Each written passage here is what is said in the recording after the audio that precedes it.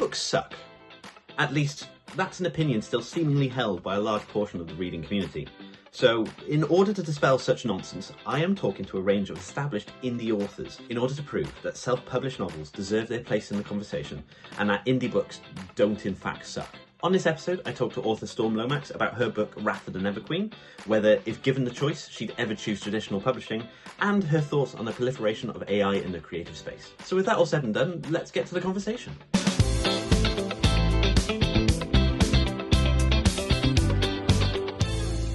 Hello, Storm. Nice to officially meet you.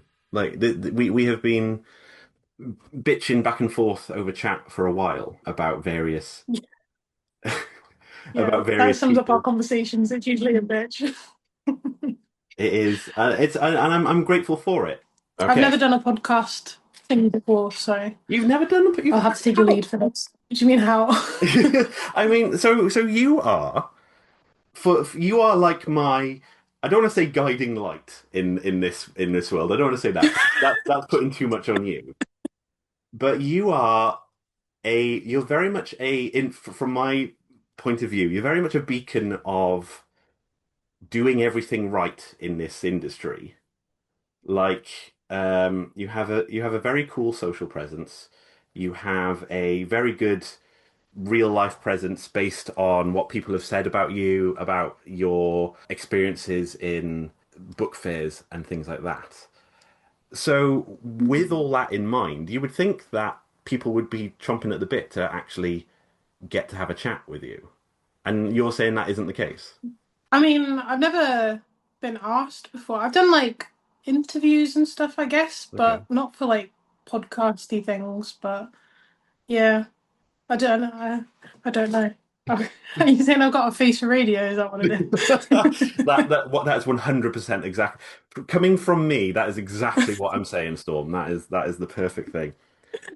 You have done amazingly well. Like, you've recently sold your 1,000th book. Yes, to be fair, yeah, that's true. I did sell 1,000 paperbacks and special editions and physical books and stuff. So that was pretty big. That was a big deal, yeah. I mean, you're very blasé about that. That's huge. I think I've got that thing. Have you ever seen where someone said when you achieve something, you don't feel happy, you just feel a sense of relief? So, what was the kind of goal then? What was the when you started out writing, when you started out on this journey to be author extraordinaire Storm Lomax? I don't know if you can see that in the back of frame. What were you kind of hoping would come from it? Did you have like a certain amount of sales in mind, or was it just, I need to get this out of me? Well, at first it was more just a I need to get this out of me sort of thing. I just wanted to publish a book. Yeah, I wanted it to be out in the world. I wanted to know that I could do it as well, yeah. because before then I'd only ever done short stories. So I wanted to know that I could write a full book. And then because I'm not very good at half-assing anything, so once it was out, I was like, I might as well just throw everything I possibly can at it. And then this year, when I realized it was near the start of the year, I realized I would hit about 700 sales.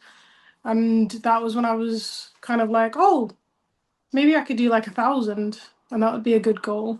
So that was kind of how it came about, to be honest. It was it was a bit wibbly wobbly on the way there. So when you say that you were throwing everything at it, do you mean things like social media? Do you mean like in person? How do you think that you got to this very incredibly impressive four-figure number? Yeah, I learned everything I could about marketing on social media, marketing in general in person as well, because that's where the majority of my physical sales come from. I learned everything about like what to take to events, how to make a one sentence pitch. It was even stuff like formatting the book so that people, when they flick through it, it looks professional. It doesn't look like I've just done it at home. So yeah, I I got very focused on everything to do with making it as successful as possible, and then it kind of worked. Now, you said about a one-line pitch. this is something that I have never been able to accomplish, and I know, especially having done events recently, there is nothing worse that you can ask a writer, an author, than to describe your book.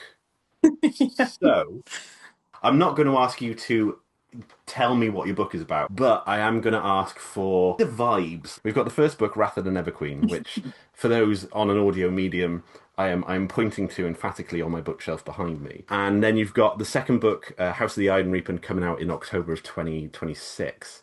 Are these continuations of one another, or are they two separate entities? And if so, do the vibes match across the two books? So they're interconnected standalones. So you don't need to read them in any particular order, but they do take place in the same world. They've just got completely different characters and different stories. So the first one, Wrath of the Never Queen, is Beauty and the Beast retelling. Okay. And the second one, House of the Iron Reaper, is a Cinderella retelling. So, do you have a affinity then with the fairy tale genre to kind of boil it down to its base parts? Do you know what? I just found it a lot easier because plotting is my downfall. I really struggle to come up with good plots. I've got buckets of vibes, and I think I've got quite strong character work, Yeah. but I really struggle to come up with good plots sometimes. So doing retellings is a really good way for me to just have the bones of a story already there, and then I can build on them. But the next couple of books that I'm doing aren't going to be retellings at all. So I'm finally flying the coop. I think buckets of vibes should probably be the name of this episode. But so with the future books in mind, are they all still going to be within the interconnected world, or are you going to span out to something new? I would love to come back and add to this world more books. I do have, again, buckets of vibes in mind for the stories, but they're not really fully cooked yet. I need to come back to that in a little bit of time when the ideas kind of come to me. Yeah. Unfortunately, I'm not really a rapid release kind of person. I can't really push through. I have to let it come to me. So the other ones will be set in completely different worlds. They'll be completely independent. So how do you accumulate your vibes? Are you a kind of comes to you in the shower person, or are you a long walk on a sandy beach, or do you listen to music? How do you get yourself into that headspace to get into the zone? Sometimes it does come to me on like I do go for like little walks every day and I listen to a lot of music and sometimes it just kind of comes to me that way. But I have a lot of arguments in my head also, fictional arguments, and they sometimes spawn into ideas. And apart from that, usually my biggest sources of ideas are from just watching and reading other things, other books that I love, and then I would like to kind of write something similar with my own spin on it. Anime in particular, I always feel has got like just insane amounts of creativity behind the ideas. So I like to kind of take inspiration from that sometimes and make my own stories from them. So what other either literary influences, or you said anime, is there any particular show that you have pulled from, or anything that has sparked any great scenes for you? So I really struggle with comps, right? Because I don't really know how comparable it's meant to be with my book. Yeah. So, but I would say that my upcoming book, House of the Iron Reaper, that's very much got inspired by Friaren Beyond Journey's End in terms of the found family dynamics mixed with a lot of action. And some of my beta readers as well also made comparisons with A Knight of the Seven Kingdoms, the Okay. TV show, Yeah. which is something that I didn't clock myself until somebody said it. And then I was like, oh, actually, you're right. That's really similar. Now I think about it. It's got the big tall himbo main character competing in a tournament with, Excellent. their trusty found family friends and things like that. So those are the most recent ones that I can think of. I mean, I'm all for a found family himbo. It's a trope that I greatly enjoy. Slight tangent. I recently watched. There's a Korean film called Train to Busan, which is a horror zombie film. Has nothing to do with this. Um, but Yes, I love that movie. oh, there we go. Brilliant. Then you know the himbo daddy who. Yes. Oh my God! Just I was watching. I had an evening to myself, and I watched that, and I got so emotionally invested in the himbo daddy that it quite worrying. Anyway, tangent aside. So, are you were saying that you read a lot of stuff, you consume a lot of media. Is there any books in particular that ever that you return to time and time again, or anything that kind of springs to mind in what you believe to be a an influence or a good book in general? I would say a lot of books I read that I've really enjoyed, I've gone back to reread with kind of like an author's eye on it. I'll normally, if I read it like as an ebook, then I'll get a physical copy. And if I read it as a physical copy, I'll get a second copy so that I can like physically annotate it. Generally, that's one of the best ways I've found to become a better writer is to kind of see what other people are doing. And every time there's a particularly moving bit or just a really good bit of prose, just to make a wee note of it physically. And then I think it helps inform your own writing as well. So I do have 4 copies of The Priory of the Orange Tree by Samantha Okay. Shannon, Yeah. um, because one of them was for annotating, one of them was for reading, one of them I got signed, and then the other one was a special edition. So Like, is there something in particular that really drew you, or was it just the whole vibe itself?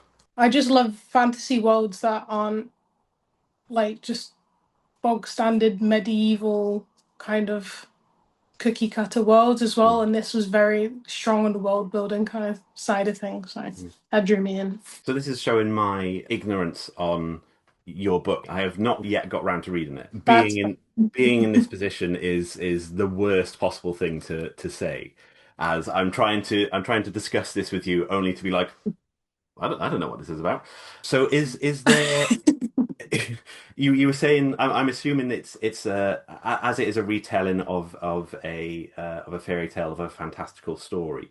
Are there fantastical elements within it? Is it more of a modern day? Is it what's the where in the timeline of fantasy is it? so it's definitely a not like a contemporary or modern world. It's very much a fantasy world. It takes place in a swamp village called Mossgard. Mhm. Again, I'm a fan of worlds that aren't just standard medieval fantasy worlds, so I try and make them as different as possible. So this one takes place in a swamp and it's very much fantastical. It's got witches and dragons, werewolves and sirens are the 4 big ones in this world. Amazing.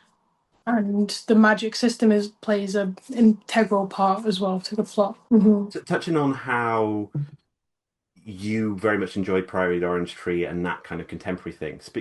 Thinking about the adverse, then, is there anything that you have read that has been so appallingly shite that you have just thought, I can do a better job than this? I'm not sure I'm allowed to say. So that's definitely a yes. Are we talking like mainstream popular, or are we talking like cool underground stuff? A little bit of both, to be honest. It's one of the reasons that I'm such a big fan of indie authors is that there's still this stigma that indie books aren't of a certain quality, but there have also been a lot of traditionally published books that I've just thought were like poo. So, you're gonna get books that you don't vibe with, regardless of who's published it. So I won't say any particular books, but there have been some books throughout I've read my whole life, and even when I was a teenager, you kind of read stuff and think, I could I could probably do a better job. So have you been like a reader for a long time? No, is it something that you picked up in childhood? Was there something that made you pick up a book? Yeah, I don't know when it started. I know that I was a huge Roald Dahl fan when I was really young, and I tore through all his books. Yes, I'm over this. So there's just never been a time where I've not read books. In fact, When I was in my first year of high school, I got a library award from the school because I was there every day, which is the biggest loser thing I think in the world. It doesn't do well for an 11-year-old's reputation at school, but that's how And much I've read forever. I will always read.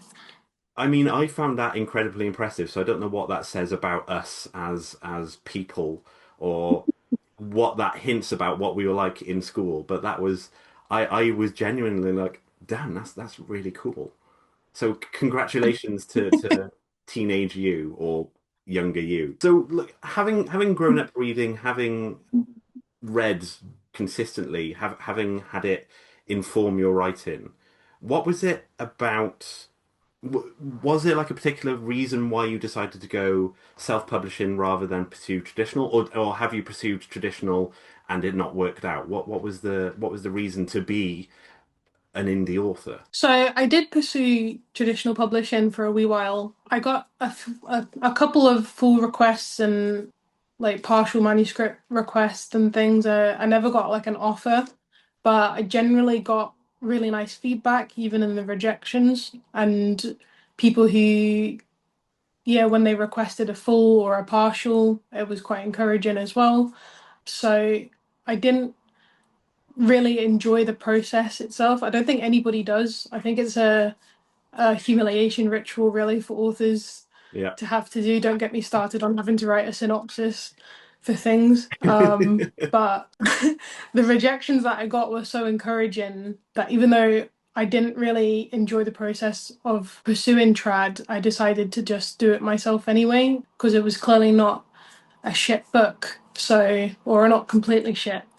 So I just kind of went ahead and did it myself. And the more that I kind of learned about trad publishing as well, like how long it takes and the kind of hurdles that you have to go through, the lack of creative control that you sometimes have, the lack of support that you sometimes get, the more I learned about it, the more I just kind of thought that it wasn't really for me. And from the sounds of it, you've had some positive experiences from being self-published. Is there anything that stands out for you? Anything that has been made you glad that you decided to go self-publishing more so than the traditional route? Yeah, a couple of different times. Mostly I've seen a couple of not announcements, but I guess like insights to some trad published authors' experiences with publishing houses, and it's not been very positive, and it just looks extremely discouraging. So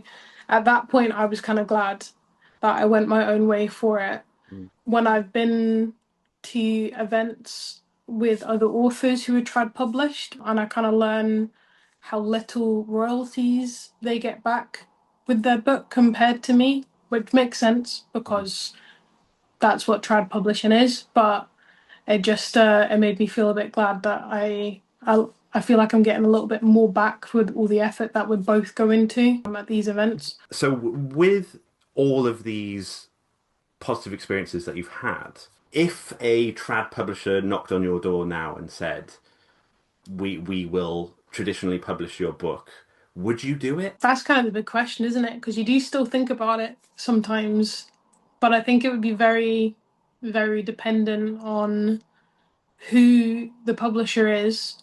Now that I've seen some authors' experiences with some of the big publishers, it would depend on who it is, and it would very much depend on the terms.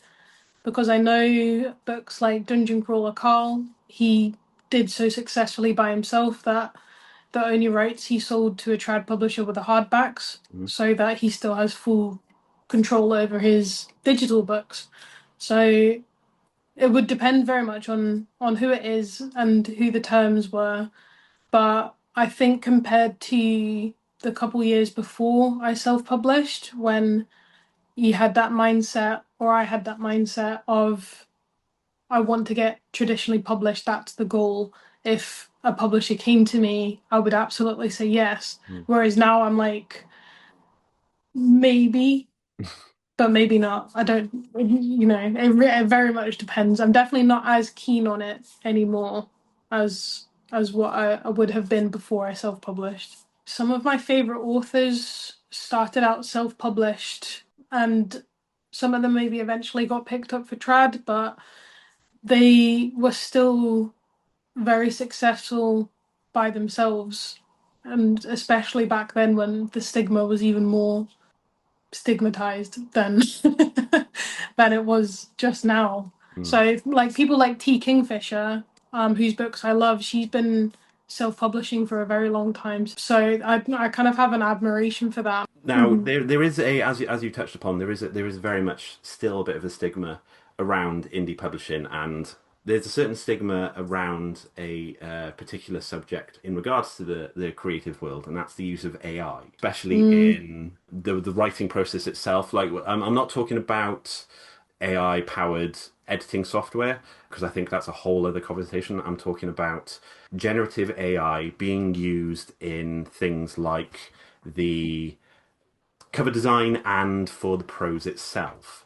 Now, there's a stigma around it. People say that there are positives, people say that there are negatives to it. Which side of the aisle do you fall on in terms of AI use within a literary capacity? Very strongly against generative AI. Like you said, there's a huge difference between assistive AI and generative AI. I think the waters get muddied a lot because people don't know the difference and it's not really marketed as any difference as well. People just shorthand it always to AI, regardless of what kind it is.